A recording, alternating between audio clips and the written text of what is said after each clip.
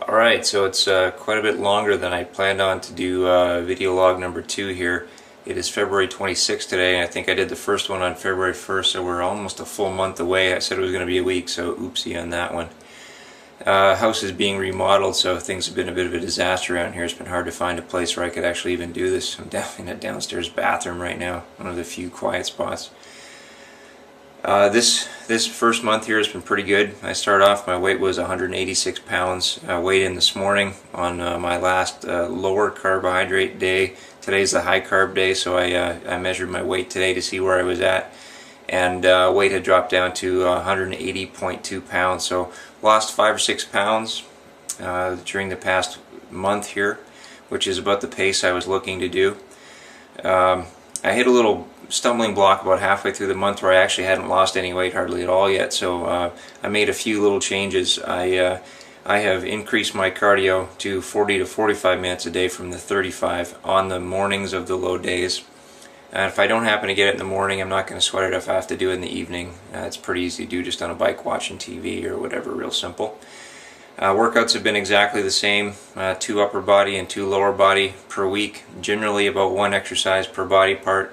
I'll do a power workout and a volume workout for each. So on the power workout, I tend to be doing reps that are pretty low, even as low as 2 to 5, and then on the higher rep volume workouts, I'll be punching up more into the 8 to 12 kind of range. And yesterday I even actually did a single on the bench press just to see where my power was at, and I did really well on that, so I was really happy. Okay, so I had a very quick video last time, and you guys could kind of see the conditioning of where the body is at, and when body fat levels are dropping, some of the things that are changing. So I just want to point out a few things that I think are a little bit different. So we're going to kind of just attempt to scan down so you can see this.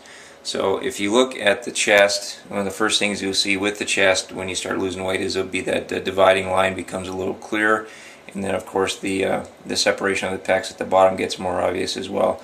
And then when we come down to the abdominals here, right now, believe it or not, that is there. I'm totally relaxed right there in the abdominals. You can actually see kind of the shape, and if I give them a little flex, you can really see some things come in there, including some of the muscles on the side, the obliques.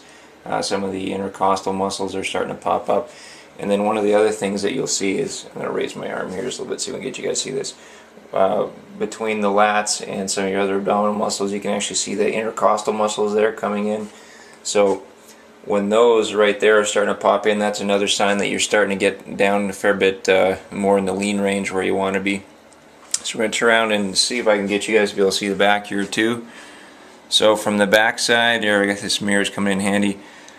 Just standing here, there's a little bit of decoration on the back kind of starting to come in there now, and if you look toward the lower back, if I kind of squeeze just a little bit, you can start to see some of the changes that occur down there as well. The biggest thing is with that lower back, when those lines, the old Christmas tree shape start coming in, we're starting to get a little leaner there as well. So we're going to give you just a little, I can try to flex just a tiny bit so you can kind of see that there.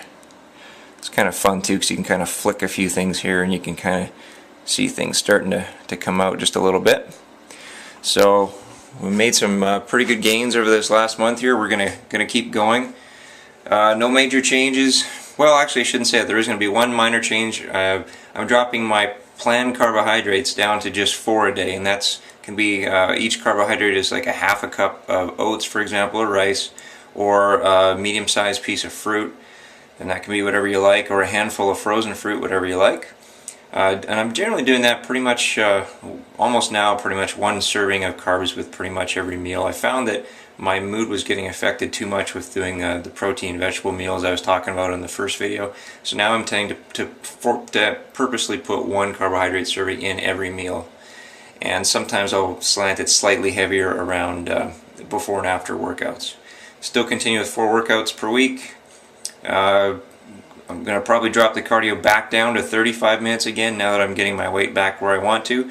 When I get into the 170s, I'm going to slow the pace a little bit more and actually bring my calories up just a little bit. So I may actually be adding carbs in the future, but for right now, for the next week or two, there's going to be 4 carbohydrate servings per day for 5 to 6 days in a row, probably 6 days this week, and then next Sunday we'll be eating again. and I'll be bumping the carbohydrates up to 10 or 12 servings on that day. In fact, if I play hockey, I may even go as high as 15 servings. So that's quite a few carbs, but you burn a lot playing hockey as well, so I have to compensate for that while I'm trying to load. So that's it, and I'll be back with you in a week or two or a month.